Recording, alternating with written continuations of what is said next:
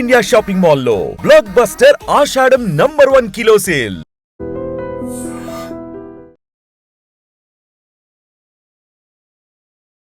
నమస్కారం, welcome to I dream. ధర్మ మార్గం విత్ విజిత కార్యక్రమానికి స్వాగతం.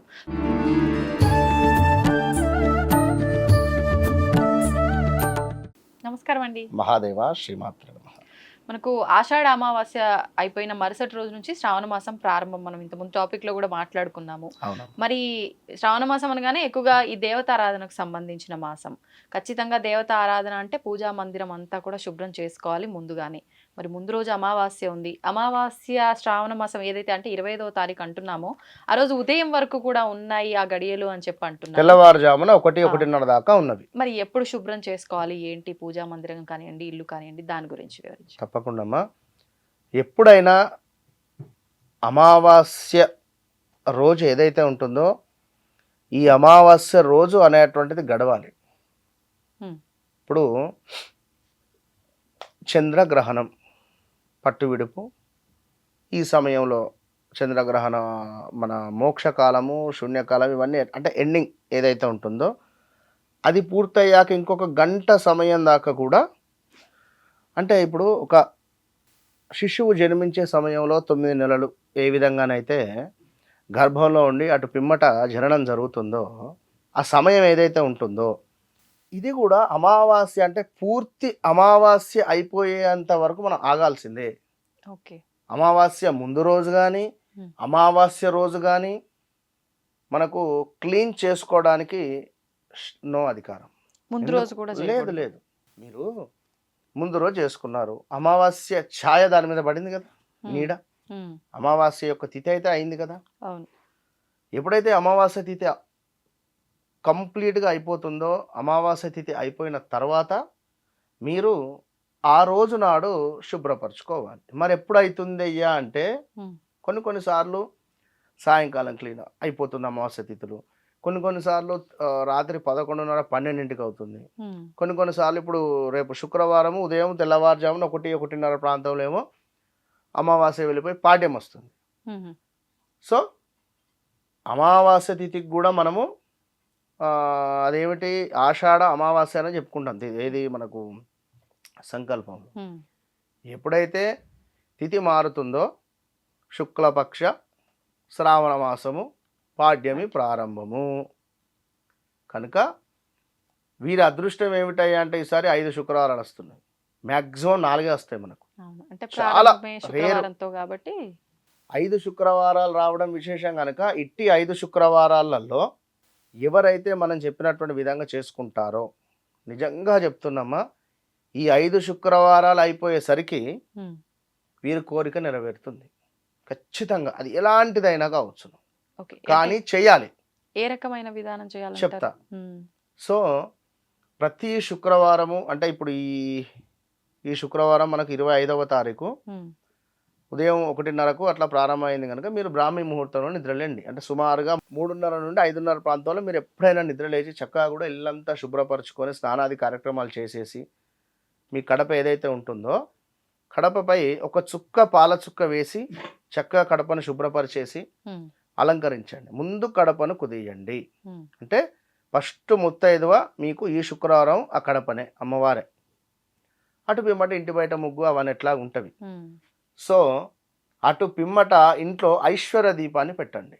ఐశ్వర్య దీపం ఎట్లా పెట్టాలి అంటే 8 మట్టి ప్రమిదలు, 8 మట్టి ప్రమిదలలో 8టికి 8 కూడా మొత్తము పసుపుతో కుదించాలి. మంచిగా పసుపు రాసేసి నెంబర్ 6 గంధం బొట్లు, నెంబర్ 6 అనేటువంటిది శుక్రుని సంఖ్య. సో 6 గంధం బొట్లు 6 కుంకుమ బొట్లు పెట్టేసి చక్కగా అమ్మవారి యొక్క ఫోటో ముందు ఒక అష్టదళ పద్మం కానీ మీకు వచ్చినటువంటి ముగ్గు వేయండి. వేసి దానిపై ఒక ప్లేట్ పెట్టండి. ఈ ప్లేట్లో ముందు ఒక 2 ఇటు 2 మట్టి ప్రమిదలు పెట్టండి. అందులో రాళ్ళ ఉప్పు పోసి నింపేసేయండి. దానిపైన మళ్ళీ 2 మట్టి ప్రమిదలు పెట్టండి. ఇందులో ప్యూర్ ఆవు నెయ్యిని పోసి 2 వత్తులు వచ్చేసి నార్త్ సైడు, 2 వత్తులు వచ్చేసి ఈశాన్య మూలకు, 2 వత్తులు వచ్చేసి మనకు తూర్పు సైడు. అంటే ఈ విధంగా ఉంటవి. ఇందులో కుదిరితే మనకు లోటస్ అంటే కలవం పువ్వు వెనకాల ఉండేటువంటి తొడిమ నుండి కూడా మనకు పత్తి వస్తుంది. అవును. కుదిరితే ఆ పత్తిని సేకరించి దీనికి యాడ్ చేయండి.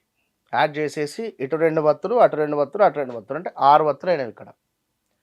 మళ్ళీ ఇటు కూడా యాజ్ ఇట్ ఈస్, ఇటు 2, ఈశాన్యం 2, తూర్పుకు 2, 6 12 వత్తులు అయిపోయినవి. ఇది దీపారాధన చేసి ఉదయం 5:40 నుండి 6 గంటల లోపు చేయాలి దీపారాధన. సో ఇక్కడ నుండి 5 శుక్రవారాలు యాజ్ ఇట్ ఈస్గా ఇట్లే చేయాలి. ఇదే విధానంగా చేసి తప్పకుండా కనకదార స్తోత్రాన్ని చదవండి. ఇప్పుడు మీరు అన్న ఈ ఉప్పు ఉంది కదా, ఇదే ఎవ్రీ వీక్ మార్చాలి? మార్చుతారు. ఏం చేయాలి మార్చిన ఉప్పుని? మార్చిన ఉప్పుని ఎవరు తొక్కని ప్రదేశంలో కానీ బయట ఎక్కడైనా సింకులో కానీ పారేసేసేయండి. అది నిర్మాల్యం అవుతుంది, దాన్ని పారేయడమే. ఓకే. సో ఈ విధమైన దీపారాధన చేసి కనకదార స్తోత్రం కానీ, శ్రీ సూక్తం కానీ, లక్ష్మీదేవి 108 నామాలు కానీ చదివి ఈ లోటస్ పుష్పాలను సుమారుగా ఒక 2-3 అమ్మవారికి సమర్పించండి. ఒక 3 సమర్పించండి. ఇది కనుక మీరు అంటే ఇక ఇక్కడ ఇది ఐశ్వర్య దీపానికి సంబంధించింది, ఈ విధంగా చేయాలి అని. ఇక ఈ రోజు నాడు బ్రాహ్మీ ముహూర్తంలో నిద్రలేచి ఇల్లు అది కార్యక్రమాలంతా చేసేసుకొని శుభ్రపరచుకొని స్నానాది కార్యక్రమాలు చేసుకున్న తర్వాత దేవతా చిత్రపటాలను అన్ని విగ్రహాలను మొత్తం కూడా శుభ్రం చేసుకోండి. ఈరోజే శుక్రవారమే ఉదయం 5:30 కల్లా శుభ్రపరచుకోండి. ఒక్కరోజు కష్టపడండి. శుక్రవారం పూట చాలా మంది సెంటిమెంట్ గా ఫీల్ అవుతారు కదా శుభ్రం చేసుకోవడానికి, పసుపు కుంకుమలు అవన్నీ ఉంటాయి. శుక్రవారం అమ్మవారికి అభిషేకం చేస్తున్నాము, శుక్రవారము అమ్మవారిని క్లీన్ చేస్తున్నాం, మనం దేవత చిత్రపటాలను కడుగుతూ ఉన్నాం. అవును. అందులో సెంటిమెంట్ ఏముంది? అంటే పసుపు కుంకుమ ఈ బొట్లన్నీ పెడతాము, కడగటం వల్ల అవన్నీ బయటికి వెళ్ళిపోతున్నాయి అన్నట్టు. ఏది అమ్మవారికి మళ్ళీ పెడుతున్నాం కదా, మళ్ళీ చేస్తున్నావా లేదా? కనుక అట్లాంటిది ఆలోచన ఏం లేదు. ఆ శుక్రవారం రోజు ఈ విధంగా చేసుకోండి. చేసుకున్న తర్వాత మంచిగా ఇంట్లో ఉండేటువంటి మీ యొక్క కులదైవం కానీ ఎవరుంటే వారందరినీ శుభ్రపరచుకొని చక్కగా ఈరోజు బెల్లంతో చేసినటువంటి నైవేద్యాన్ని నివేదన చేయండి. ఇంట్లో బెల్లంతో చేసినటువంటి అంటే బెల్లపన్నం అంటారు, పరమన్నం అంటారు. చక్కగా అందులో డ్రై ఫ్రూట్స్ వేసి నివేదన చేసి కొబ్బరికాయ కొట్టండి. ఇంట్లో మంచిగా ధూపాన్ని వేయండి. విశేషమైనటువంటి ఫలితం మీ సొంతం. అంతే. ధన్యవాదాలండి. మహాదేవ. తవ్వండి, తవ్వుతూనే శివలింగం. సరే దాన్ని అట్లా కప్పేసేయండి, చూపించదండి. Krishna is there. మూర్తి పూజ కాదు, సాక్షాత్ బ్రజేంద్ర నందన భగవాన్ ఉన్నారు మూర్తిలో. ఏమీ ఆశించకుండా ఆరాధించే వాళ్ళు కూడా ఉన్నారా ప్రభుజీ? నిజమైన భక్తి అంటే మనకు తెలియదు కాబట్టి